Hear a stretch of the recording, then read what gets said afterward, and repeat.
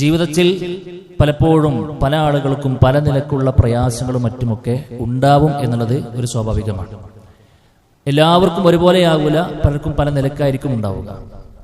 എന്തെങ്കിലുമൊക്കെ ഒരു പ്രശ്നങ്ങളും കാര്യങ്ങളൊക്കെ സംഭവിക്കുമ്പോൾ പല ആളുകളും പല നിലക്കും അതിനൊരു ആശ്വാസം കണ്ടെത്താൻ വേണ്ടി പരിശ്രമിക്കാറുണ്ട്. കാരണം എല്ലാവർക്കും വേണ്ടത് മാനസികപരമായിട്ടുള്ള ആശ്വാസവും സമാധാനവുമാണ്. ലോകത്ത് എന്ത് കാര്യങ്ങളും പണമുണ്ടെങ്കിലും ഒരു പക്ഷെ നമുക്ക് ലഭിക്കുമായിരിക്കും പലതും. പക്ഷെ എത്ര പണമുണ്ടെങ്കിലും കിട്ടാത്ത ഒന്നാണ് സമാധാനം എന്ന് പറയുന്നത്. ഒരു പക്ഷേ ഭൗതിക വിഭവങ്ങളെല്ലാം ഒത്തിണങ്ങി പുറമേ നിന്ന് നോക്കുന്ന ഒരാൾക്ക് അദ്ദേഹത്തിന് എന്തിന്റെ കുറവാണുള്ളത്? വീടിന് വീടുണ്ട്, വാഹനത്തിന് വാഹനമുണ്ട്, 2-3 തലമുറകൾക്ക് മുഴുവനും ജീവിക്കാൻ കഴിയുന്ന അത്രയും സമ്പാദ്യം അദ്ദേഹം ഇപ്പോൾ തന്നെ നേടിയിട്ടുണ്ട്. ഇനി എന്താണ് അദ്ദേഹത്തിന്റെ വിഷമം എന്ന് ചോദിക്കുമ്പോൾ അതിന് പ്രത്യേകിച്ചൊരു മറുപടി പറയാൻ കഴിയുന്നില്ല. കാരണം അദ്ദേഹത്തെ മറ്റു പല സംഗതികളും അലട്ടിക്കൊണ്ടിരിക്കുന്നുണ്ട്. ഉള്ളിന്റെ ഉള്ളിൽ ഒരു സമാധാനക്കുറവുണ്ട് എന്നതാണ്. അപ്പൊ ഇത് പണത്തിനൊരിക്കലും പരിഹരിച്ചു തരാൻ കഴിയുന്ന ഒന്നല്ല കുറച്ച് സമാധാനം എന്നുള്ളത്. ഏതെങ്കിലും മാർക്കറ്റിൽ പോയിട്ടോ കുറച്ച് സമാധാനം കിട്ടുമോ, കോടികൾ തരാം എന്ന് പറഞ്ഞാൽ കൊടുക്കുന്ന ഏതെങ്കിലും ഇടമുണ്ടോ? അതൊരിക്കലും ഇല്ല എന്നതാണ്. അവിടെയാണ് റസൂൽ കരീം സല്ലല്ലാഹു അലൈഹി വസല്ലമ വിശ്വാസികളുടെ ഒരു സൗഭാഗ്യത്തെക്കുറിച്ച് പറയുന്നത്. യഥാർത്ഥത്തിൽ നമ്മുടെ ഇസ്ലാമിലെ സുഹൃത്തുക്കളെ സമാധാനത്തിന് വക നൽകുന്ന വഴികൾ പരിചയപ്പെടുത്തുന്ന ഒരുപാട് കാര്യങ്ങളുണ്ട്. അത് ശരിക്കും പഠിക്കുകയും മനസ്സിലാക്കുകയും ജീവിതത്തിൽ അനുധാവനം ചെയ്യാൻ നമ്മൾ ശ്രമിക്കുന്നുണ്ട് എങ്കിൽ നമുക്കൊരിക്കലും ഒരു സമാധാനത്തിന്റെ കുറവുണ്ടാവില്ല. എന്തൊക്കെ പ്രശ്നങ്ങൾ ഉണ്ടെങ്കിലും ആ പ്രശ്നങ്ങൾക്കപ്പുറത്ത് ഏതെങ്കിലും നിലക്കുള്ള ഒരു പരിഹാരം, ഏതെങ്കിലും നിലക്ക് നമുക്ക് സമാധാനിക്കാൻ വകുപ്പുള്ളതെല്ലാം റഹ്മാനായ റബ്ബ് നൽകിയിട്ടുണ്ട് എന്നതാണ് ഇസ്ലാമിന്റെ ഏറ്റവും വലിയൊരു പ്രത്യേകത. എങ്കിൽ എന്തൊക്കെ കാര്യങ്ങൾ ശ്രദ്ധിക്കുമ്പോഴാണ് ഒരാൾക്ക് സമാധാനത്തോടുകൂടെ ജീവിക്കാൻ കഴിയുക? അതിനർത്ഥം പ്രശ്നങ്ങളില്ല എന്നതല്ല, ബുദ്ധിമുട്ടുകൾ ഉണ്ടാകില്ല എന്നതല്ല. ബുദ്ധിമുട്ടുകൾ ഉണ്ടെങ്കിലും പ്രശ്നങ്ങൾ നമ്മളെ ആട്ടി ഉലക്കുന്നുണ്ടെങ്കിലും മേൽക്കുമേൽ വന്നു ഭവിക്കുന്നുണ്ടെങ്കിലും അപ്പോഴും ഒരു സമാധാനത്തിന്റെ ഒരു തുരത്തിലേക്ക് നമുക്ക് എത്തിപ്പെടാൻ കഴിയുന്ന ഒരു സംഗതി ഉണ്ടെങ്കിൽ അത് ഇസ്ലാമിൽ മാത്രമാണുള്ളത്. അത് കണ്ടെത്താൻ കഴിയുക വിശ്വാസികൾക്ക് മാത്രമാണുള്ളത്. സഹോദരങ്ങളെ, എന്താണ് അതിന്റെ വഴി? പണ്ഡിതന്മാർ പറഞ്ഞ ഒന്നാമത്തെ വഴി എന്താണെന്നറിയൂ? തൗഹീദ് ശരിക്ക് ഉൾക്കൊള്ളുക എന്നുള്ളതാണ്. തൗഹീദ് ശരിക്ക് ഉൾക്കൊള്ളുക എന്നുള്ളതാണ്. ഞാൻ ആമുഖമായി കൊണ്ട് ഓതി വെച്ച ആയത്തിൽ റഹ്മാനായ റബ്ബ് പറഞ്ഞത് അവരെ കുറിച്ചാണ്. അല്ലാഹു സുബ്ഹാനഹു വ തആല പറഞ്ഞല്ലോ, പിന്നെ വല്ലദീന ആമനു, വിശ്വാസികളാണ് അവർ. വിശ്വസിച്ചു എന്ന് മാത്രമല്ല, വലം യൽബിസു ഈമാനഹും, അവരുടെ ആ ഒരു വിശ്വാസത്തിൽ ഒരു കലർപ്പും കലർന്നിട്ടില്ല. എന്തിന്റെ കലർപ്പ്? ബിളുൽമിൻ, ഒരു ദുൽമ്. ആ ദുൽമ ഏതാ? ശിർക്കാണ്. വിശ്വാസികളാന്നുള്ളത് വായ കൊണ്ട് പറയുന്നവരെ കുറിച്ചല്ല പറഞ്ഞത്. അവർ ഉൾക്കൊണ്ട ആദർശത്തിൽ തൗഹീദിന് നിരക്കാത്തതൊന്നും, ശിർക്കിന്റെ ഒരു അംശം പോലും കയറാതിരിക്കുന്നത് ആരൊക്കെയുണ്ടോ, അതിനുവേണ്ടി നിതാന്തമായ ജാഗ്രത പാലിക്കുന്നവർ ആരൊക്കെയുണ്ടോ, ഉലൈക ലഹുമുൽ അംനു, അവർക്കാണ് നിർഭയത്വമുള്ളത് എന്നാണ്. ജീവിതത്തിൽ എന്തൊക്കെ പ്രശ്നങ്ങൾ ഉണ്ടെങ്കിലും റഹ്മാനായ റബ്ബിന്റെ തീരുമാനപ്രകാരമാണ് ഇതൊക്കെ നടക്കുന്നത്. അള്ളാഹു ഇന്നല്ലെങ്കിൽ നാളെ എനിക്കത് മാറ്റിത്തരും. ഇന്ന മഅൽ ഉസ്രി യുസ്റ എന്നാണ് നമ്മൾ ഓതിക്കൊണ്ടിരിക്കുന്നത്. എല്ലാ വെള്ളിയാഴ്ചകളും പലപ്പോഴും നമ്മൾ കേട്ടുകൊണ്ടിരിക്കുന്ന ഒരു ആയത്തും അതൊക്കെ തന്നെയാണ്. സഹോദരങ്ങളെ, പരീക്ഷണത്തിന് വിധേയരാകാത്ത ആരെങ്കിലും ഉണ്ടോ? അശദ്ദുന്നാസി ബലാഅൻ അൽ അംബിയാ എന്ന് പറഞ്ഞു. ലോകത്തിൽ നമ്മളെന്ന് അനുഭവിക്കുന്നതല്ല സുഹൃത്തുക്കളെ പ്രയാസം. ഏറ്റവും വലിയ പ്രയാസങ്ങൾക്ക് വിധേയമായത് പ്രവാചകന്മാരാണെന്ന് നബി കരീം സല്ലല്ലാഹു അലൈഹി വസല്ലം. പിറന്നു വീണ തനിക്ക് കിട്ടിയ മക്കളെ ഒന്നൊഴികെ ബാക്കിയുള്ളതിനെ എല്ലാം കബറിലേക്ക് എടുത്തു വെച്ചത് ആരാണ്? അള്ളാഹുവിന്റെ റസൂലല്ലേ, ഒരു പിതാവല്ലേ.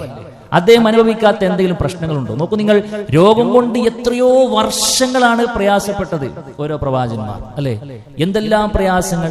പക്ഷേ ആ പ്രയാസങ്ങൾ അനുഭവിക്കുന്നതിനിടക്കും അവർ ഒരു സമാധാനത്തിന്റെ ഒരു വഴി കണ്ടെത്തിയിരുന്നു. അതെന്താ? ഇതിനെല്ലാം എനിക്ക് റഹ്മാനായ റബ്ബ് എണ്ണി എണ്ണി പ്രതിഫലം തരുമെന്നാണ്. ഏറ്റവും ഉന്നതമായ പ്രതിഫലം ഏറ്റവും വലിയ പരീക്ഷണത്തിന്റെ കൂടെയാണെന്ന് റസൂൽ കരീം സല്ലല്ലാഹു അലൈഹി വസല്ലം പറയുമ്പോൾ സുഹൃത്തുക്കൾ, അത് എങ്ങനെയാണ് കിട്ടുക? ഉള്ളിൽ റഹ്മാനായ റബ്ബിനെ കുറിച്ചുള്ള വല്ലാത്തൊരു ബോധ്യപ്പെടൽ ഉണ്ടാകുമ്പോഴാണ്. അത് എങ്ങനെയെങ്കിലും ബോധ്യപ്പെട്ട പോലെ ശരിക്കിങ്ങനെ ക്രിസ്റ്റൽ ക്ലാരിറ്റിയോടുകൂടെ ബോധ്യപ്പെടാൻ നമുക്ക് കഴിയണം. എന്റെ റബ്ബ് അവൻ ആരാ?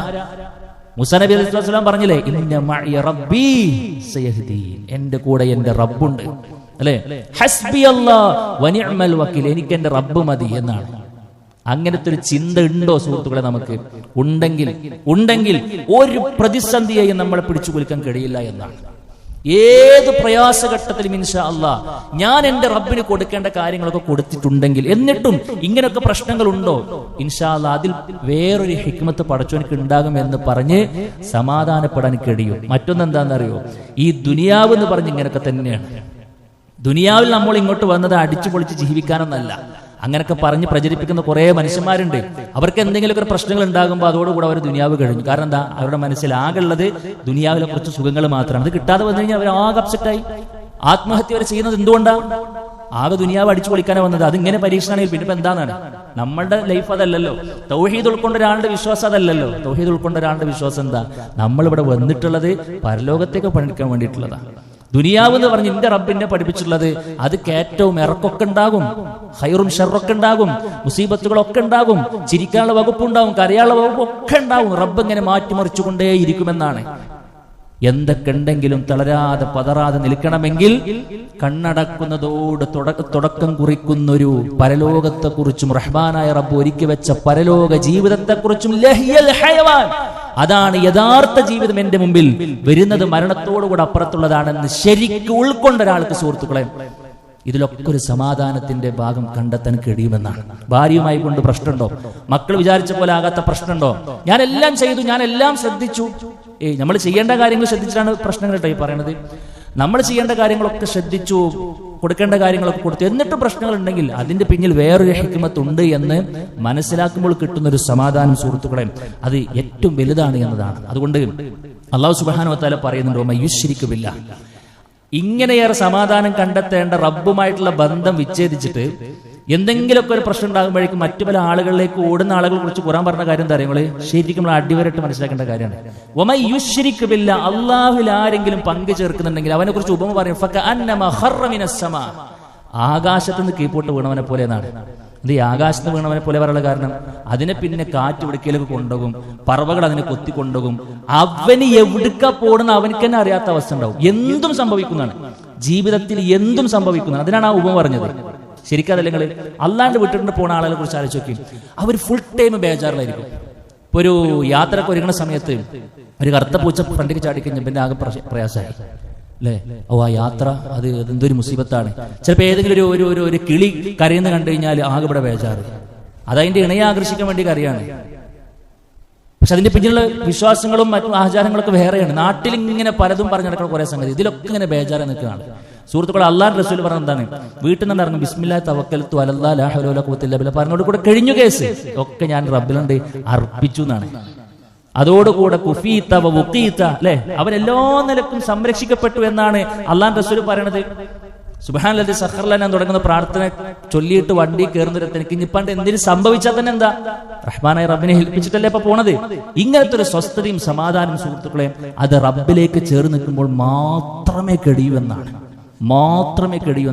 ജാറത്ത് പോകുന്ന ആളുകൾക്ക് ഈ സമാധാനം ഉണ്ടാവൂല, കയ്യിൽ ഏലസ് കെട്ടിയ ആളുകൾക്ക് ഈ സമാധാനം ഉണ്ടാവൂല, അല്ലെങ്കിൽ വല്ല തകട് കൊണ്ടുനടക്കുന്ന ആളുകൾക്ക് ഈ സമാധാനം ഉണ്ടാവില്ല. നിങ്ങൾ ആലോചിച്ച് നോക്കി, അവരെ പേഴ്സണലായി സംസാരിച്ച് നോക്കി, അവർ പറയും ഒന്നല്ലെങ്കിൽ ഒരു നിലക്ക് ഇങ്ങനെ ഉണ്ടാവും ഓരോ പ്രശ്നങ്ങൾ.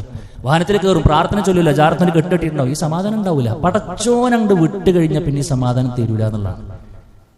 കാരണം റഹ്മാനായ റബ്ബാണ് ആ സമാധാനം നമുക്ക് നൽകേണ്ടത്. അല്ലാഹുമ്മ അൻതസ്സലാം വമിൻകസ്സലാം തബാറകത യാ ദൽ ജലാലി വൽ ഇക്റാം, അല്ലേ? നമ്മളെല്ലാം പറഞ്ഞ പ്രാർത്ഥന സുഹൃത്തുക്കളെ.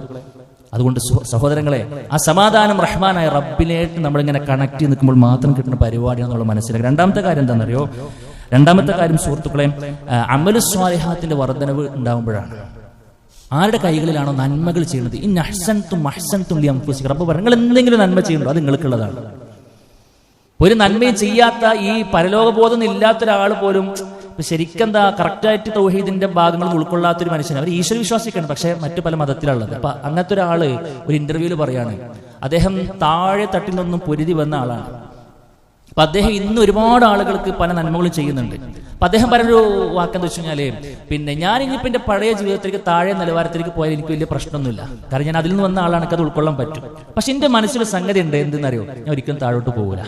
കാരണം എന്താ, നിലവിൽ ഞാൻ എന്തൊക്കെയോ ചില നന്മകൾ ആർക്കൊക്കെയോ ഉപകാരപ്പെടുന്ന പലതും ചെയ്തുകൊണ്ടിരിക്കുന്നു എന്നുള്ളതാണ്. എന്താ സുഹൃത്തുക്കൾ അങ്ങനെ? ഒരു നന്മകൾ ചെയ്യുമ്പോൾ മനസ്സിന്റെ ഉള്ളിലേക്ക് കിട്ടുന്ന ഒരു സമാധാനം ഉണ്ടല്ലോ, അത് നിരന്തരമായിക്കൊണ്ട് ചെയ്യുന്ന ആളുകൾക്ക് ബോധ്യപ്പെടുകയുള്ളൂ. റഹ്മാനായ റബ്ബ് പറഞ്ഞു അതന്നെയാണ്.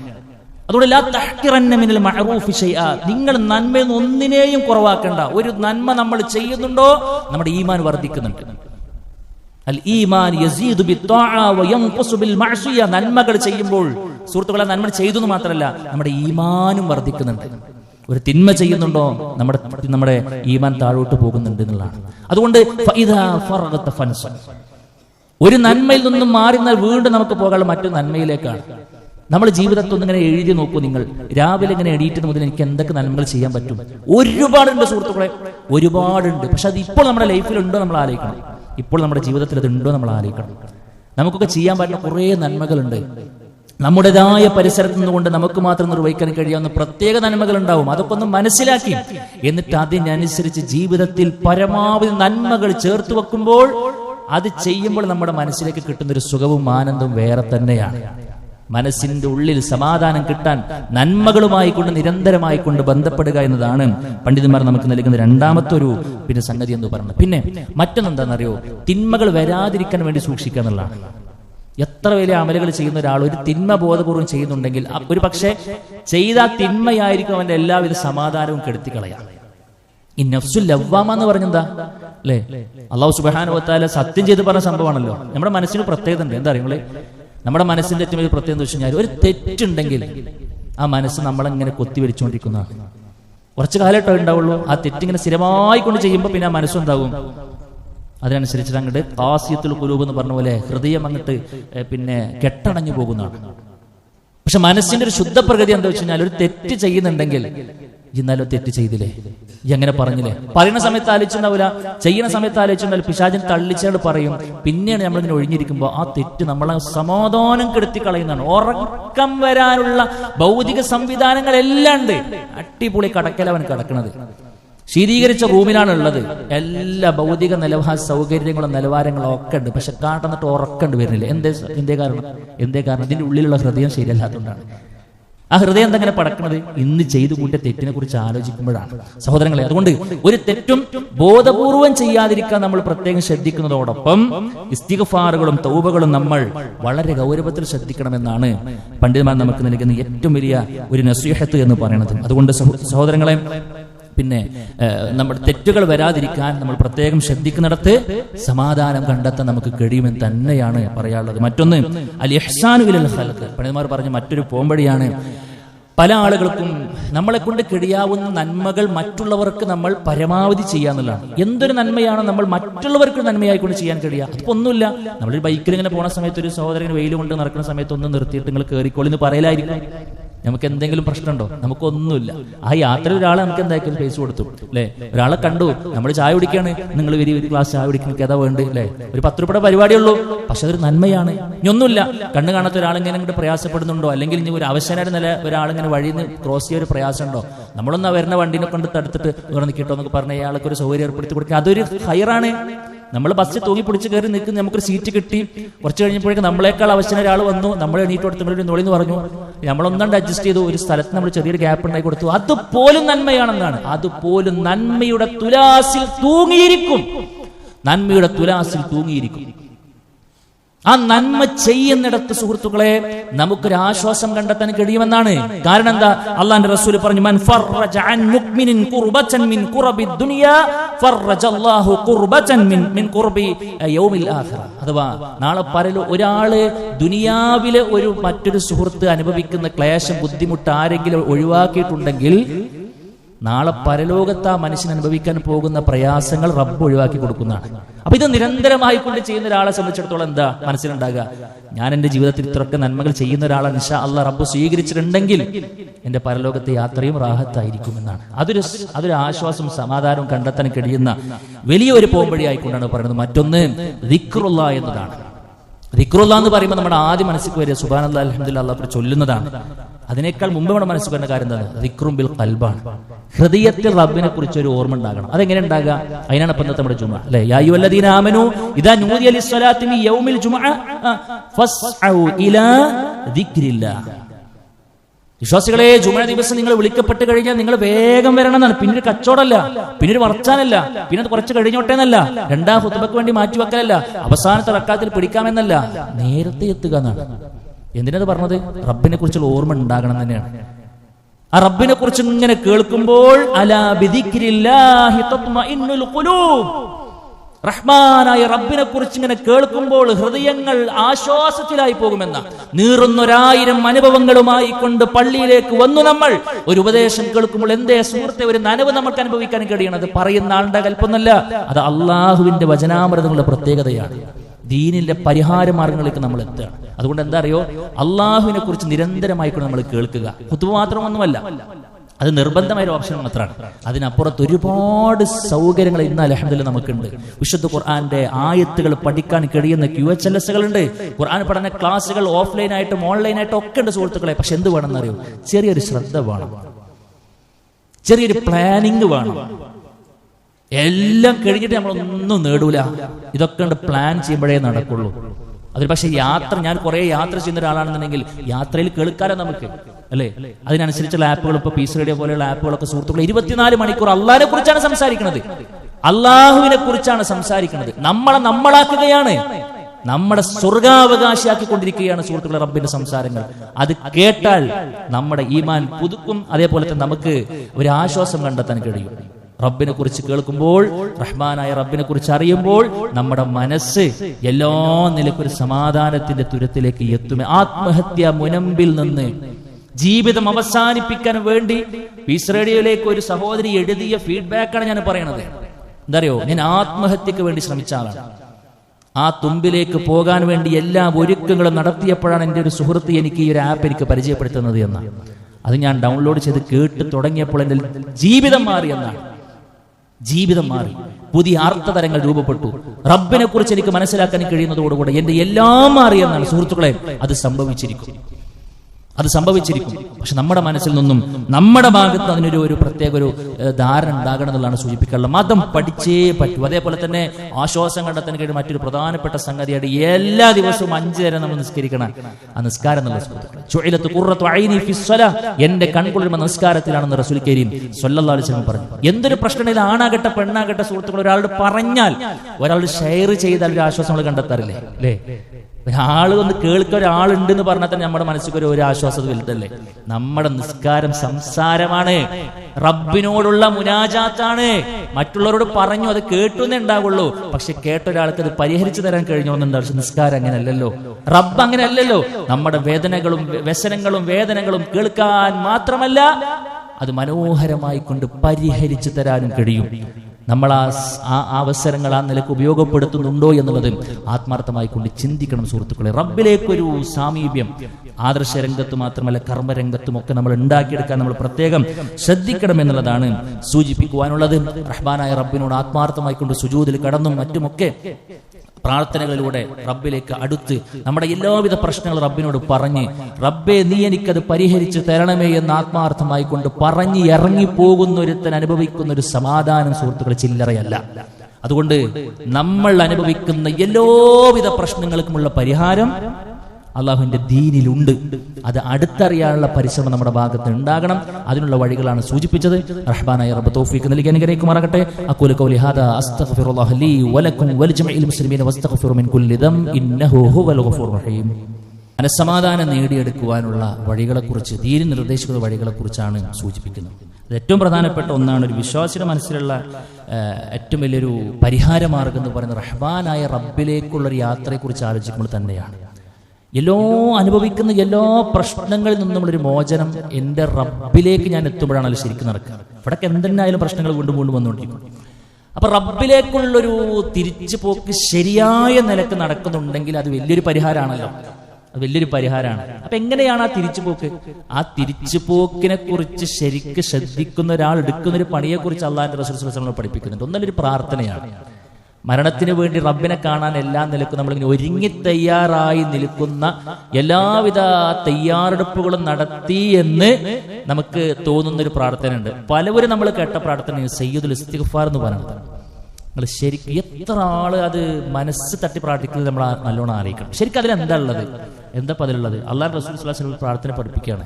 അല്ലാഹുമ്മ അൻത റബ്ബി, അല്ലാഹുവേ നീയാണ് എന്റെ രക്ഷിതാവ്. അല്ലാഹുമ്മ അൻത റബ്ബി ലാ ഇലാഹ ഇല്ലാ അൻത, നീ അല്ലാതെ ആരുമില്ല കേട്ടോ. തൗഹീദാണ് പ്രഖ്യാപിച്ചത്. എനിക്കൊരു ജാറൊരു ബന്ധമില്ല, നേരത്തെ പറഞ്ഞ ഒരു പരിപാടി എനിക്കില്ല, എന്റെ എല്ലാ കാര്യവും ഞാൻ നിനക്കാ തരുന്നത്.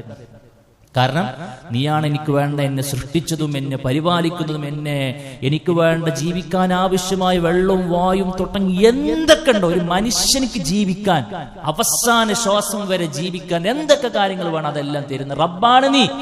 അതൊക്കെ നമ്മൾ അംഗീകരിക്കണം. എന്നിട്ട് നമ്മളിങ്ങനെ പറയും, നീ റബ്ബാണെന്ന്. ഞാനോ അന അബ്ദുക, ഞാൻ നിന്റെ സാധുവായ അടിമയാണ് റബ്ബേ. അന അബ്ദുക വഅന അലാ അഹ്ദിക വവഅദിക മസ്തതഅതു. പടച്ചോനെ, നിന്നോട് ഞാൻ നൽകിയ ഒരു കരാറുണ്ട്. എന്താ? നിന്നെ മാത്രം ആരാധിക്കാമെന്ന തൗഹീദിന്റെ കരാർ, ആദർശത്തിന്റെ കരാർ. 2, നിസ്കാരം മുറ പോലെ നിർവഹിക്കാമെന്ന് തുടങ്ങുന്ന കരാർ.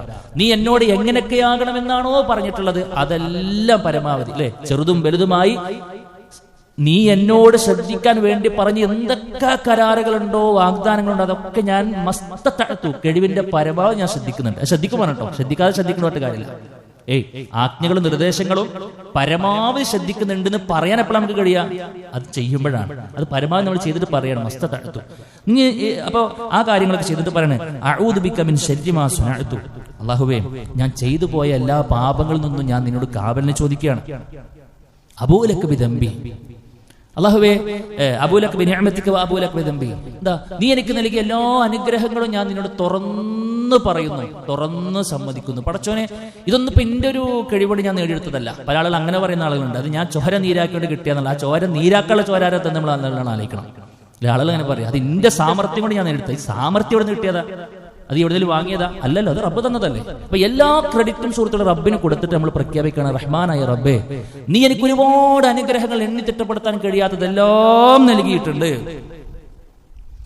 പക്ഷേ അബൂലക ബിദംബി, ഈ അനുഗ്രഹങ്ങളൊക്കെ ആസ്വദിക്കുന്ന സമയത്ത് എന്റെ ഭാഗത്ത് നിന്ന് തെറ്റുകൾ സംഭവിച്ചിട്ടുണ്ട്. അത് ഞാൻ നിന്നോട് പിന്നെ പരിപൂർണമായി കൊണ്ട് തുറന്നു സമ്മതിക്കുന്നു എന്നാണ്. എന്നിട്ട് പിന്നെ നമ്മൾ ആകയാൽ റബ്ബേ എനിക്ക് പുറത്തു തരണട്ടോ, ഒന്നുപോലും ബാക്കിയാക്കാത്ത നിലയ്ക്ക് എല്ലാം എനിക്ക് പുറത്തു തരണേ. കാരണം ഞാൻ നിന്നോട് ചോദിക്കണം എന്താ വെച്ച് കഴിഞ്ഞാൽ, പല ആളുകളും നബിനോട് ചോദിക്കുന്ന ആളുകളുണ്ട്, പല ആളുകളും മറ്റു പല ആളുകളോടും ചോദിക്കുന്ന ആളുകളുണ്ട്. പക്ഷെ അല്ലാഹു റസൂൽ പറയും, അല്ലാഹുവേ നീയല്ലാതെ പാപങ്ങൾ പൊറുക്കുന്നവനായി മറ്റാരുമില്ല എന്നത് ആരാ പഠിപ്പിക്കണേ? നബി കരീം സല്ലല്ലാഹു അലൈഹി വസല്ലം. എന്നിട്ട് ആ നബിനോട് പോയിട്ട് പൊറുക്കലിനെ ചോദിക്കുന്ന മനുഷ്യന്മാരുണ്ട്. നഊദു ബില്ലാഹ്.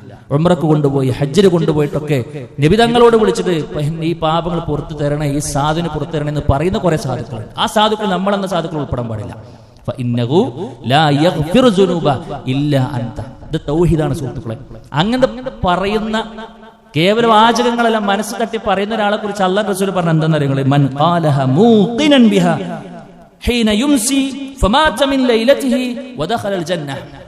ആരെങ്കിലും പ്രഭാത സമയത്ത് അല്ലെങ്കിൽ പ്രദോഷ സമയത്ത് ഇങ്ങനെ പ്രാർത്ഥിച്ചു, മനസ്സ് തട്ടി പ്രാർത്ഥിച്ചു, ഈ ആശയം ഉൾക്കൊണ്ടുകൊണ്ട് പ്രാർത്ഥിച്ചു, അവൻ വൈകുന്നേരം ആകുമ്പോഴേക്ക് അസർ മുമ്പ് മരിച്ചു കഴിഞ്ഞാൽ, അതേപോലെ തന്നെ അവൻ പിന്നെ വൈകുന്നേരത്ത് ചൊല്ലി പിറ്റേ ദിവസം രാവിലെ ആകുന്ന മുമ്പ് മരിച്ചു കഴിഞ്ഞാൽ ദഖലൽ ജന്ന എന്നാണ്. അവ മനുഷ്യൻ സ്വർഗത്തിലെത്തിയെന്നാ പറഞ്ഞത്. സ്വർഗത്തിലെത്തിയെന്നാണ്. ഈ രണ്ടാമത് നേരത്തല്ലേ നമ്മൾ മരിക്കുള്ളൂ അല്ലേ? ഒന്നുകിൽ സുബൈ മുതൽ ഇങ്ങോട്ട് അസർ വരെ ആയിരിക്കില്ല, അസർ മുതൽ പിറ്റേ ദിവസം സുബൈ. ഇതിലല്ലാത്തൊരു നേരം നമുക്ക് മുമ്പിൽ ഇല്ലാലോ. അതുകൊണ്ട് സുഹൃത്തുക്കളെ, രാവിലെ വൈകുന്നേരം ചൊല്ലണം എന്ന് പറഞ്ഞ പാപമോചനങ്ങളുടെ നേതാവായ ഈ പ്രാർത്ഥന ശരിക്കും മനസ്സ് തട്ടി പറഞ്ഞു പോകുന്ന ഒരാളുടെ മനസ്സിൽ എന്താ ഉണ്ടാകുക? ഞാൻ എല്ലാ കാര്യം റബ്ബിനോട് പറഞ്ഞിട്ടുണ്ട് അല്ലെ, ഞാൻ റെഡിയായി നിൽക്കുന്ന ആളാണ്. അങ്ങനത്തെ ഒരു മനസ്സുണ്ടോ നമ്മൾ ആലോചിക്കണം.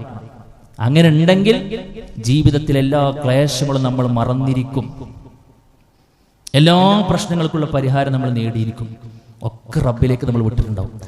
എന്തൊക്കെ ഞാൻ ചെയ്യാനുള്ളതൊക്കെ ഞാൻ ചെയ്യുന്നുണ്ട്, ശ്രദ്ധിക്കേണ്ട കാര്യങ്ങളൊക്കെ ഞാൻ ശ്രദ്ധിക്കുന്നുണ്ട്, ബാക്കി അതല്ല, അത് റബ്ബിലേക്കാണ് ചേർന്ന് നിന്നാൽ മാത്രം കിട്ടുന്ന സംഗതിയാണ് സുഹൃത്തുക്കളെ. ഇതില്ലാതെ വേറെ എന്തുണ്ടായിട്ടും കാര്യമില്ല. മനസ്സമാധാനം ഇല്ലാന്ന് പറഞ്ഞിട്ട് കുറെ സിനിമ കണ്ടോണ്ടോ, സീരിയൽ കണ്ടോണ്ടോ, അല്ലെങ്കിൽ കുറെ സംഗീതം കണ്ടോണ്ടോ, വേറെ ലഹരിക്ക് പോയിട്ട് അങ്ങനെയൊക്കെയാണ് പല ആളുകളും. പിന്നെ കുറെ ടൂർ പോയത് കൊണ്ട് അടിച്ചുപൊളിച്ചോണ്ടും അതൊക്കെ താൽക്കാലിക ശമനങ്ങളാണ് സുഹൃത്തുക്കളെ. ചില ഹോർമോണുകൾ നമ്മുടെ മനസ്സിൽ ഇട്ട് തരും, അത് കഴിഞ്ഞാൽ തീർന്നു. ഒരു ടൂർ പോയതിനെക്കാട്ടിലും സങ്കടമൊക്കെ തിരിച്ചു വരുമ്പോൾ കഴിഞ്ഞല്ലോ എന്നിരിക്കും. പിന്നെ ഇപ്പൊ എന്തിനാ അത് പോയത്? അതൊരു താൽക്കാലിക ഒരു പ്ലഷർ മാത്രമാണ്. അല്ലെ? കുറേ തോണ്ടി, അത് ഫൂളിഷ് പ്ലഷറാണെന്നാണ് ഇപ്പോൾ ആളുകൾ പറയുന്നത്. എന്താ, നമ്മളെ കബളിപ്പിക്കുന്ന ഒരു പ്ലഷറാണെന്നാണ്. അത് അങ്ങനെ തന്നെയാണ്. ഒരു സംഗതിക്കും സുഹൃത്തുക്കളെ ഒരു ഒരു ഒരു പെർമനന്റ് ആയിട്ട് എന്താ എല്ലാ നിലക്കുള്ള ശാശ്വതമായ ഒരു പരിഹാരം ഇന്ന് കാണുന്ന ദുനിയാവിൽ വേറൊരു സംഗതിക്കും തരാൻ കഴിയില്ല. അതിനോളൊരു പടപ്പും വളർന്നിട്ടില്ല. അത് റഹ്മാനായ റബ്ബ് മാത്രം തരേണ്ട ഔദാര്യാണ്. അതൊരു സമ്മാനമാണ്. അത് ആർക്കാ കിട്ടുക വെച്ച് കഴിഞ്ഞാൽ അവൻ ഈ പറഞ്ഞ റൂട്ട് കൂടെ ജീവിതം കൊണ്ടടക്കണം, കുറച്ച് റിസ്ക് എടുത്ത് കൊണ്ടടക്കുന്ന ആൾക്ക് തന്നെ കിട്ടുള്ളൂ. അതിനു വേണ്ടി നമ്മൾ തയ്യാറാവുക. പാകപ്പെട്ട മനസ്സുമായി കൊണ്ട് മുന്നോട്ട് പോകാൻ നമ്മൾ പ്രത്യേകം ശ്രദ്ധിക്കുക എന്നുള്ളതാണ് സൂചിപ്പിക്കുവാനുള്ളത്. അല്ലാഹു സുബ്ഹാനഹു വ തആല അവൻ എല്ലാ അർത്ഥത്തിലും സൂക്ഷിച്ച് മുന്നോട്ട് പോകുന്ന യഥാർത്ഥ ഭാഗ്യവാന്മാർ റഹ്മാനായ റബ്ബ് നമ്മെല്ലാവരും ഉൾപ്പെടുത്തി അനുഗ്രഹിക്കുമാറാകട്ടെ. സുഹൃത്തുക്കളെ, പലപ്പോഴും ഒരുപാട് ആളുകൾ പല വസിയത്തുകളും പ്രാർത്ഥന വസിയത്തുകളൊക്കെ നമുക്ക് നൽകാറുണ്ട്. ഒരുപാട് ആളുകൾക്ക് പല പ്രയാസങ്ങളുമുണ്ട്. രോഗം കൊണ്ട് പ്രയാസപ്പെടുന്ന ആളുകളുണ്ട്, അതേപോലെ തന്നെ ഇടയ്ക്ക് വെച്ച് ആക്സിഡന്റ് സംഭവിച്ച ആളുകളുണ്ട്, ബന്ധപ്പെട്ട ആളുകളുണ്ട്. അല്ലാഹു സുബ്ഹാനഹു വ തആല ആ നിലക്കെല്ലാം പ്രയാസപ്പെടുന്ന ആളുകൾ എല്ലാവിധ പ്രയാസവും മാറ്റി കൊടുക്കുമാറാകട്ടെ. നമ്മളൊക്കെ അത്ര മുസീബത്തുള്ള റഹ്മാനായ റബ്ബ് കാക്കുമാറാകട്ടെ. പ്രത്യേകിച്ച് കഴിഞ്ഞൊരു ആഴ്ചയിൽ മരണപ്പെട്ടു പോയിട്ടുള്ള ഒരു സുഹൃത്ത്, ഒരു പിതാവിന്റെ ഒരു മകൻ നമ്മളെ സമീപിച്ചിട്ടുണ്ടായിരുന്നു. പ്രാർത്ഥിക്കണമെന്ന് ആവശ്യപ്പെട്ടുകൊണ്ട് ദീനിയായിക്കൊണ്ട് എല്ലാ നിലക്കും അവർക്ക് വേണ്ടി എല്ലാ സേവനങ്ങളും ചെയ്തു കൊടുത്തൊരു പിതാവിന്റെ മരണം എന്നുള്ളത് പ്രാർത്ഥനയ്ക്ക് തന്നെയാണ് അതിന്റെ അവസാനം എന്ന് പറയുന്നത്. റഹ്മാനായ റബ്ബ് സുഹൃത്തിന്റെ ഖബറിടം വിശാലമാക്കി കൊടുക്കുമാറാകട്ടെ. നമുക്ക് പ്രാർത്ഥിക്കാം. റഹ്മാനായ റബ്ബ് നമുക്കും മരണപ്പെട്ടു പോയിട്ടുള്ള ആളുകൾക്കും ഒക്കെ അല്ലാഹു സുബ്ഹാനഹു വ തആല സ്വർഗ്ഗം നൽകി അനുഗ്രഹിക്കുമാറാകട്ടെ. എല്ലാ അർത്ഥത്തിലും റഹ്മാനായ റബ്ബിനെ കീഴ്പ്പെട്ടുകൊണ്ട് ജീവിക്കുവാനും മരിക്കുമ്പോൾ കലിമ ചൊല്ലുവാനും അതിനപ്പുറത്തുള്ള യഥാർത്ഥ ജീവിതം പ്രശോഭിതമാകുവാനും ഒക്കെയുള്ള അപാരമായ തൗഫീഖ് റഹ്മാനായ റബ്ബ് നമുക്ക് എല്ലാവർക്കും നൽകി അനുഗ്രഹിക്കുമാറാകട്ടെ. അല്ലാഹുമ്മ ഗഫിർ ലിൽ മുഅ്മിനീന വൽ മുഅ്മിനാത്ത് والمسلمين والمسلمات والأحياء منهم والأموات إنك مجيب دعوات يا قاضي الحاجات. اللهم أجرنا من النار، اللهم أجرنا من النار، اللهم أجرنا من النار. ربنا تقبل منا إنك أنت السميع العليم وتب علينا إنك أنت التواب الرحيم. آمين آمين برحمتك يا أرحم الراحمين.